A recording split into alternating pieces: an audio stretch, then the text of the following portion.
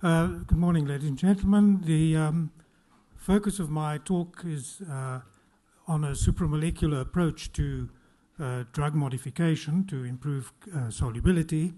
This work is carried out at the University of Cape Town in our Center for Supramolecular Chemistry Research.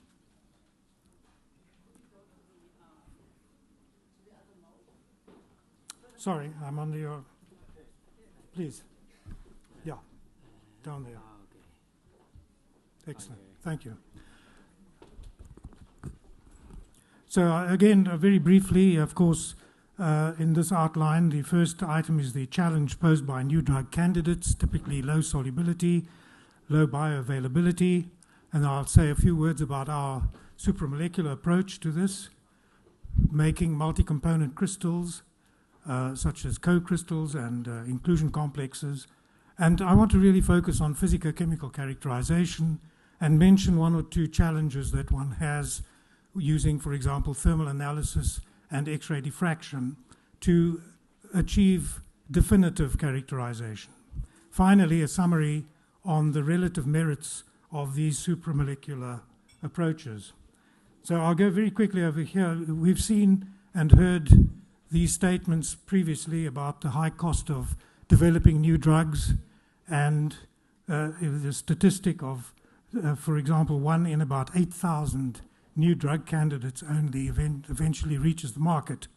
And one of the main problems here, the attrition rate, is due to low solubility. We've heard this also, that for the low solubility BCS classes, something like 36% of marketed drugs fall into those categories, and something like, unfortunately, 90% of pipeline drugs. So this is a very serious challenge, and ours is a more traditional approach, and that is to take the API, or the new molecular entity, and to look at different polymorphic forms, solvated forms, inclusion complexes. For example, in the lower right-hand side, you see there a molecule inside the cavity of a cyclodextrin, and on the left bottom, you see co-crystals, where we have, for example, a paracetamol molecule linked non-covalently to a second molecule, a so-called co-former. So these are all supramolecular derivatives, if you like, in which there's no covalent linkage between the partner molecules. And many of these have been successful in increasing solubility considerably. So I just want to focus on the fact that when you characterize these materials, it's imperative that you use the right types of chemical analysis to determine molecular composition. This is critical for regulatory purposes. And amongst those methods listed there, thermal analysis is one I will refer to. And secondly, the structural nature of the new form, single crystal and powder XRD. Those are particular techniques that I'd like to focus on. So a word about co-crystals. These are in vogue these days and enjoying more and more attention as potential ways to species to prepare in order to improve solubility of poorly soluble drugs. Here, you recall in a co-crystal, there is no charge transfer. The molecule itself, the active pharmaceutical ingredient, the API, and the partner molecule are present in the neutral form. You can think of this continuum here. At one extreme, we've got the so-called co-crystal, where there's no proton transfer, and with increasing difference in pKa, we get to the other end where we have a salt with complete proton transfer. Now, X-ray diffraction is highly suitable for distinguishing between salts and co-crystals, because clearly here we can locate this hydrogen with single crystal X-ray diffraction. And of course, these bond lengths will differ significantly. You can distinguish. And here, of course, you've got the carboxylate ion, where the CO distances are the same within experimental error. So this is a very neat and unambiguous way to distinguish salts and co-crystals. Please note that this distinction is not possible today using structures determined from powder data. Those structures are simply not accurate enough, and there are errors in the literature concerning the placement of hydrogens as a result of this. I'd like to refer to this particular series of compounds, antimalarials, that are have been synthesized by my colleague, Kelly Chibali. He's the director of our Drug Discovery Center at the University of Cape Town. And he's done some wonderful things recently, including developing this class of drugs and finding that they're orally active, demonstrating single dose cure in mice. So they have enormous medicinal potential, but the problem is that solubility, once again, renders them difficult to administer. So this is where we come in. We're trying to use these supramolecular methods to generate other solid forms that might have advantage. And in this particular case, we're looking at attempted co-crystal formation between MMP, one of those compounds, and GRAS, generally regarded as safe co-formers, using what are nowadays very popular liquid-assisted grinding and co-precipitation. And I'll show you just some results of X-ray diffraction on single crystals for products where we've used selected dicarboxylic acid co-formers. And the important point about these structure determinations is that all hydrogen atoms have been unambiguously located using the XRD technique. So here's an example. This is this compound MMP, very potent antimalarial. We take advantage of this grouping here because this will couple very well, we know from experience, with the carboxylic acid group. And so if you react this with this adipic acid, then you obtain this. This is the X-ray structure. You can see this is now classed as a co-crystal because the acidic component is clearly present in the neutral form. It's a centrosymmetric arrangement. So we have there 2 MMP to 1 adipic acid molecule. Here we have the other extreme with oxalic acid, where the oxalate ion is present. You see it's lost its protons, and we've had protonation of this nitrogen up here. You can see that there. Again, you have similar so-called supramolecular synthons, but they originate in different ways. So here we are definitely dealing with a classical salt, and we note also there are water molecules around, so it is a salt hydrate. The third example is the result of using suberic acid. And here we see, if we look very carefully, you'll see here, again, this is the suberate ion, where we have lost the proton again, and this nitrogen is again protonated. So we have here MMP plus and a suberate ion 2 minus here, and there's another one over there, and these two arrangements now are linked by a neutral suberic acid molecule. So this is quite a subtle hybrid state where you have both the unprotonated and the protonated form of the acid, a result which you can demonstrate unambiguously with X-ray diffraction, but with other methods could be quite challenging. Moving to another system, we've done a lot of work with Nevirapine, and just to illustrate how you can determine its composition of co-crystals, this is with maleic acid, and you see here on the thermogravimetry we have a certain mass loss which corresponds to, in fact, a 1-to-1 Nevirapine maleic acid composition. On the DSC then, what you observe is the melting of the co-crystal and, of course, liberation of the maleic acid, leaving behind Nevirapine, which eventually melts. This construct is shown here. It's a very beautiful co-crystal. All the hydrogen bonding is satisfied. There is also pi-pi interaction here to make this a stable entity. These co-crystals are generally more soluble than the parent compounds. Here's an example down below of the Nevirapine salicylic acid co-crystal. Here we have a physical mixture of the two. Here we have Nevirapine, the blue one by itself, and you see there is a significant increase in dissolution rate for the co-crystal compared with the other components. The best result, however, was obtained with maleic acid, about a 5-fold increase in solubility. Moving on to cyclodextrin inclusion. Of course, this is very popular. It's been going on for many years to solubilize drugs from all classes. And principally, this method takes a class 2 drug into class 1. And in some cases, a class 4, you can go in this direction where, due to the penetration enhancement of the cyclodextrin, you can actually increase the permeability as well.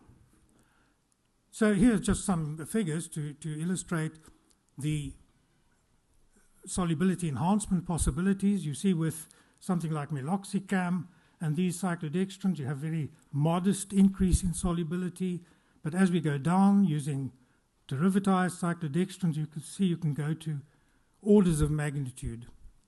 Here, 4,000-fold increase in solubility due to cyclodextrin inclusion.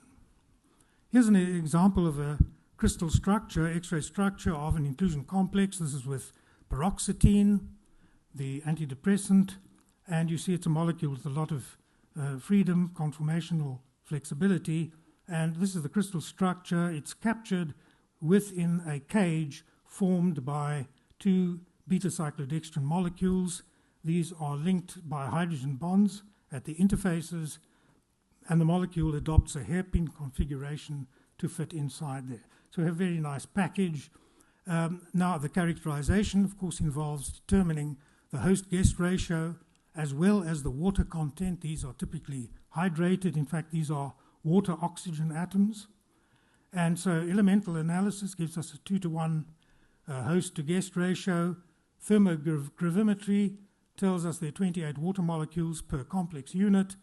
And finally, we discover, when we actually model this with X-ray diffraction from single crystals, that these 28 molecules are distributed over many sites, 45 in this particular case. So this is one of the challenges of structure determination.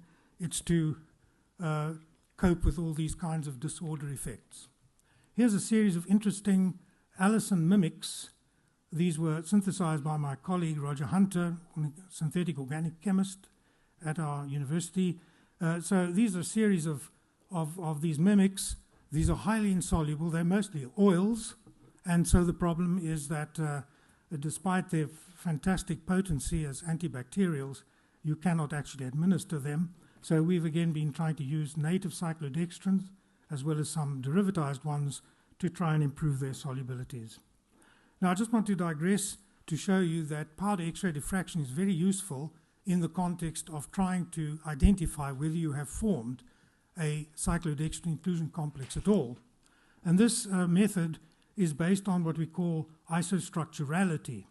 It turns out that if you analyze all the structures of cyclodextrin complexes in the Cambridge database, you discover that you can classify them into a relatively small number of categories. So for beta-CD inclusion complexes, there are, well, there'll be more than this number here, but there are about a dozen or so distinct powder patterns for various isostructural series. So we've constructed a library like that.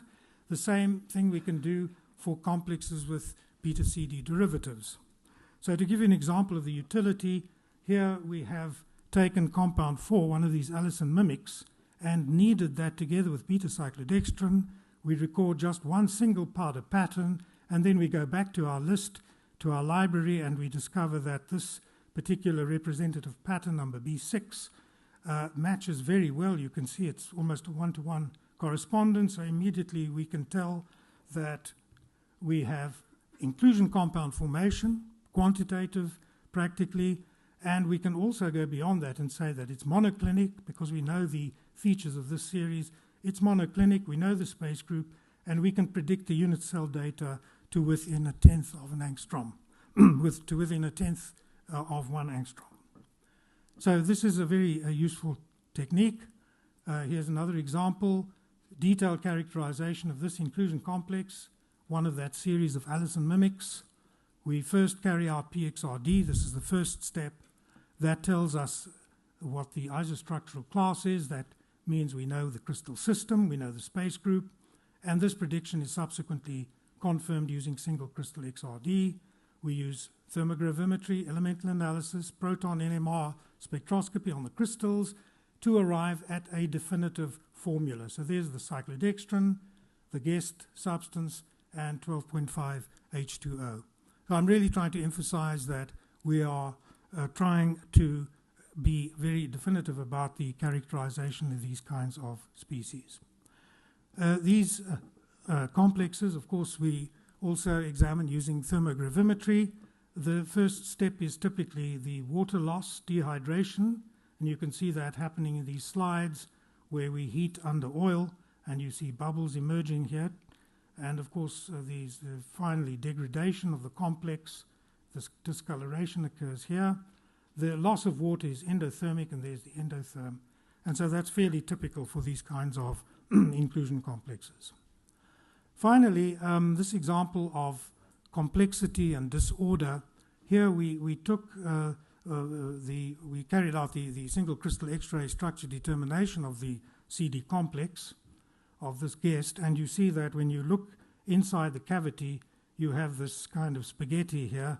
It looks rather messy, but when you deconvolute this, you discover that in the cavity you actually have two different molecules where you have at this chiral sulfur, you have S configurations, and in the third one you have the R configuration. This is a low temperature X-ray diffraction, around about 100 kelvins, but it just illustrates the extent of disorder and the ability of single crystal X-ray diffraction to explain what is going on. Just a quick summary then of these supramolecular strategies. Just how good are they at improving solubility? Well, you know, polymorphism is very limited. The typical range of solubilities is a doubling. So the more highly soluble polymorph will, on average, be twice as soluble as the least soluble one. But of course, polymorphism can result in improvements in other properties. Solvation usually doesn't do anything for solubility, but may be a source of new polymorphs by dehydration or desolvation. Co-crystals, the outlook seems to be very favorable. Everybody's chasing these species at the moment. The big attraction, I would think, is this. You can design them in a rational way, and you can extend from binary systems to ternary and even quaternary and higher order. So that's a big advantage of co-crystal research. CD inclusion complexes, well, this approach is very well established. It's been around for a long time, and the potential for increasing bioavailability is very significant. We saw one example of a 4,000-fold increase in solubility with a particular drug. It is also versatile. You can, drugs from virtually all classes can be considered for cyclodextrin inclusion. In some cases, adverse side effects are eliminated, and stability is also enhanced, chemical stability. So finally, then, to summarize, co-crystallization and cyclodextrin inclusion complexation can result in significant solubility increase in active pharmaceutical ingredients or new molecular entities, generally extends the solid-state landscape for any of these, with opportunities, of course, for patenting. And with established APIs, this, of course, is a much less expensive exercise than de novo drug discovery and development, which we know is a 13 to 14-year exercise costing about $2 billion. And ideally, these kinds of simple applications should come in at an early stage in drug discovery to define or to identify drug leads that are amenable to supramolecular derivatization so that solubility could be enhanced. So I'm going to stop there. I have just to acknowledge my colleagues and students in our center, Professor Susan Bourne is a co-supervisor, Professor Kelly Chibali supplies us with these wonderful new compounds, extremely potent, but of course like bricks to dissolve. But we try our best. Professor Roger Hunter, synthetic chemist I've mentioned, and Dr. Cruikshank, an ex-student of mine. So thank you very much for your attention. Thank you very much for the wonderful talk. And now we have time for 1 or 2 questions. Over here. Just a very quick question. These co-crystals, how stable are they in physiological solutions? Well, I think, the person who's standing right next to you is an expert on co-crystals. She will probably give you a much better answer than I can. But you're right. We are at the stage now, as I understand the status of co-crystal research, is that we have pretty well worked out how to make these things, but now the focus is on the study of their behavior in solution. We know in many cases that following dissolution, the less soluble API precipitates, and this is an obvious problem. So I'm asking because obviously your strategy is competing with using, for example, micelles or liposomes as a solubilizing agent for poorly soluble drugs. Yes. And these are, the stability in blood is the most important part. Absolutely. So no, that's quite correct. There is a big challenge as far as the solution behavior is concerned. You haven't answered my question Yes. Yet. How stable are they in physiological solutions? Well, some of them are not. They will simply dissociate, and you will have precipitation of the less soluble component. I don't know if you'd like to comment on this, please. Yeah, they are usually less stable. That's the reason that they are faster, that they faster dissolve. So this is somehow wanted, that they are less stable. But of course, if you reach then by dissolution concentrations where the pure API is supersaturated, that's bad, because then this will crystallize out. So it depends on the environment and on the phase diagram again. But the environment is the human body. In the end, it doesn't work. Yes. Well, some of them do work. We have... Yeah, but it is wanted that they are less stable, because then if they would be more stable, they wouldn't dissolve. And of course, you would like them to dissolve, then you get the API back. So this is what you want. But we can talk about this maybe afterwards. It's your talk, so I do not want to disturb your discussion. Are there other questions? Yeah. Yes, so thank you very much for a nice talk. So I'm wondering, as regards the beta cyclodextrin inclusion complexes. Yes. So actually, how do you prepare them? Because actually they are used for, as you say, brick compounds, which means that they are not soluble in water. And at the end of the day, you should go to a water phase or a solvent phase. But then if you go to a solvent phase, you have quite I would say, a difficult dilemma as regards manufacturing, because you have to deal with very high volumes of solvents to prepare high quantities of these cyclodextrin complexes. So do you have a special trick to prepare them in a stoichiometric way? Because you need to have 2 cyclodextrins for 1 paroxetine, for instance. So by experience, I know it's very difficult. So can you tell us a little bit more about this? Yes. The preparation the preparation method will depend largely on the guest substance. The most common technique is kneading, so where you simply add small amounts of water to your cyclodextrin and add the active pharmaceutical ingredient and simply knead them together. Now, typically, in our experience, within 10 minutes, you can achieve complete complexation. And this is where the PXRD comes in, because it tells us immediately that we have the desired product. So it's very diluted. I'm sorry, diluted? Diluted solution. No, I'm talking about solid state. So we're working only with solids. All right, so we literally knead these together with some water, and you get complexation. This is one of course, the benefits of this approach, because it's a green type of chemistry, if you like. If you want to grow single crystals, however, you will need to now either try to recrystallize that needed product or simply take the cyclodextrin up in aqueous medium at about 60, 70 degrees and then add your guessed in stoichiometric amount and then cool and eventually obtain crystals. Of course, some substances are resistant to these procedures, then you have to adopt some other kind of technique. Okay? Okay, very last question.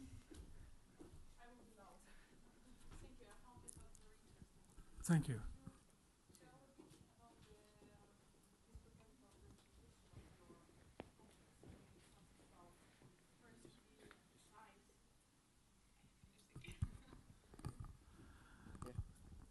Well, that isn't a particular property that we have investigated. You know, we get to a point where we hand over to the formulator to try to do something with it. We will do as much as dissolution rate measurement to demonstrate whether there's solubility advantage or not. But those other properties, they would come later on along the chain of events. All right. Thank you very much. So let's thank the speaker again, and I will give you your certificate, yes, most importantly. Of course. Thank you very much.